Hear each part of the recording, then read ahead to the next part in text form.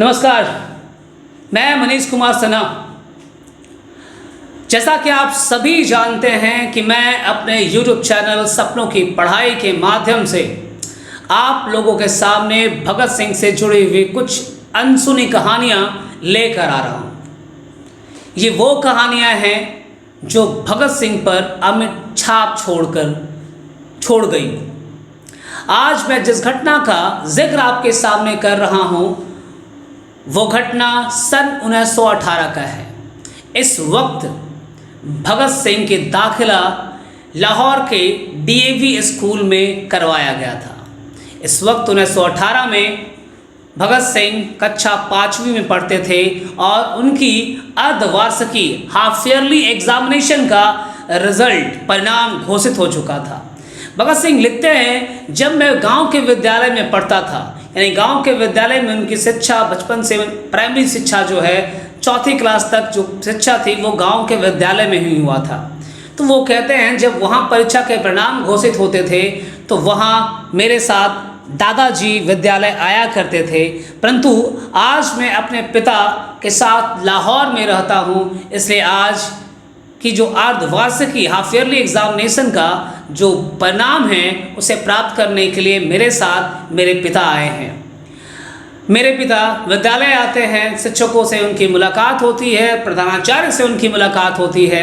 जब हम दोनों एक साथ घर की तरफ रवाना होते हैं विद्यालय से, तो मैं अपने पिता से पूछता हूँ कि पिताजी, मेरे शिक्षकों ने, मेरे मुख्य प्रधानाचार्य ने, मुख्य अध्यापक ने, जिसे प्रधानाचार्य भी कहा जाता है, उन्होंने आपसे क्या कहा? भगत सिंह के पिता मुस्कुराते हुए कहते हैं कि उन्होंने कहा कि तुम संस्कृत और इतिहास में बहुत अच्छे हो, अभी अभी तुमने अंग्रेजी सीखना शुरू किया है, तो आगे चलकर उसमें भी तुम और अच्छे हो जाओगे, और थोड़ा मेहनत करोगे तो और अच्छे अंक भी प्राप्त कर लोगे और एक होशियार होनहार छात्र बनोगे, बालक बनोगे। इन बातों को सुनने के पश्चात अनायास जो है अचानक भगत सिंह को अपने दादाजी के द्वारा कही गई बात याद आ गई।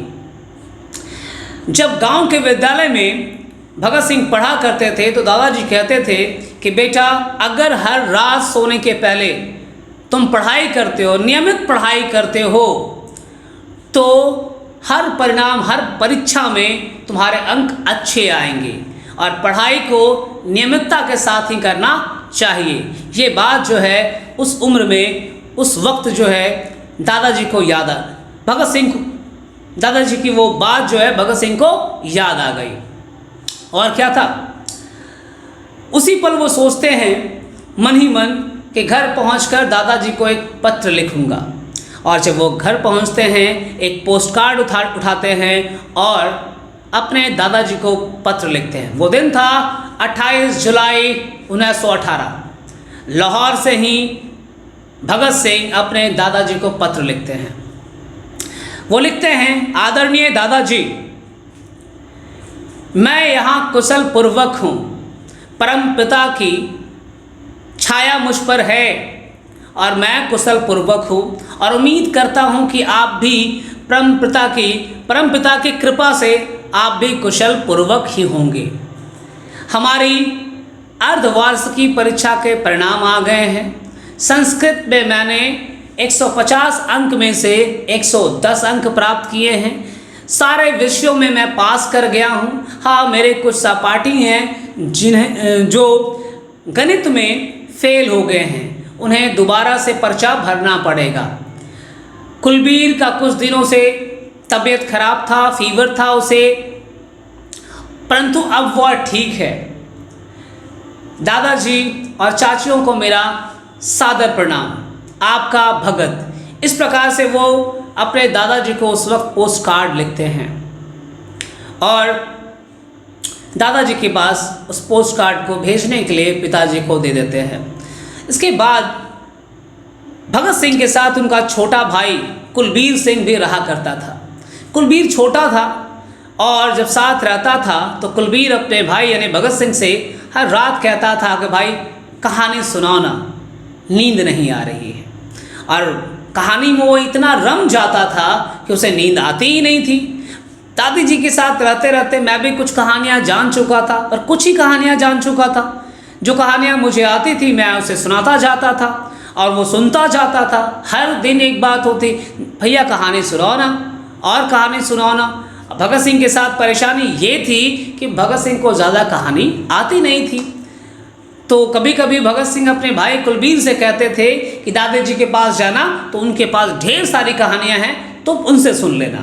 परंतु एक दिन सुबह अपने पिताजी से भगत कहते हैं, पिताजी कुलबीर कहानियाँ सुनना चाहता है और जो कहानियाँ मुझे आती थी मैंने तो उसे जो है सुना दिया हूँ।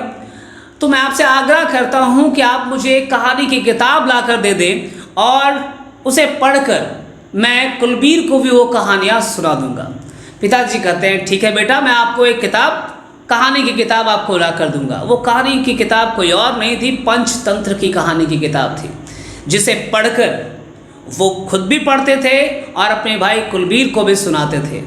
इस किताब का अमिट छाप भगत सिंह के ऊपर पड़ा। इस किताब की कहानियाँ भगत सिंह के जीवन में नैतिक मूल से प्रभाव छोड़ गया, उन्हें नैतिकता का पाठ सिखा दिया। तो इस प्रकार से किताबें जो हैं हर इंसान के लिए, चाहे वो कैसे भी किताबें हो, कहानी की किताब हो, हर एक किताब ज्ञान से भरा होता है और किताबों से बेहतर कोई दोस्त नहीं माना जाता है अगर उसे मन लगाकर, तन लगाकर और दिल से पढ़ा जाए तो उसकी हर एक कहानी, हर एक बातें ज्ञानवर्धक साबित हो जाती है। अगर आपको ये वीडियो अच्छा लगा हो तो लाइक करें, कमेंट करें और चैनल पे अगर नए हैं तो सपोर्ट करें। आपके सामने लाल रंग की सब्सक्राइब की बटन है, क्लिक करें, उसके बगल में एक घंटा है, उसे भी दबाने का कष्ट करें। ऐसी अनेक कहानी अपने देश के महान क्रांतिकारियों की आपके सामने प्रस्तुत करता रहूँगा, जो इस देश की आज़ादी के लिए, इस देश की जंग आज़ादी में अपनी प्राणों की आहुति हंसते हंसते दे दिया। ऐसी कई कहानियाँ मैं आपके सामने प्रस्तुत करता रहूँगा। जय हिंद, जय भारत।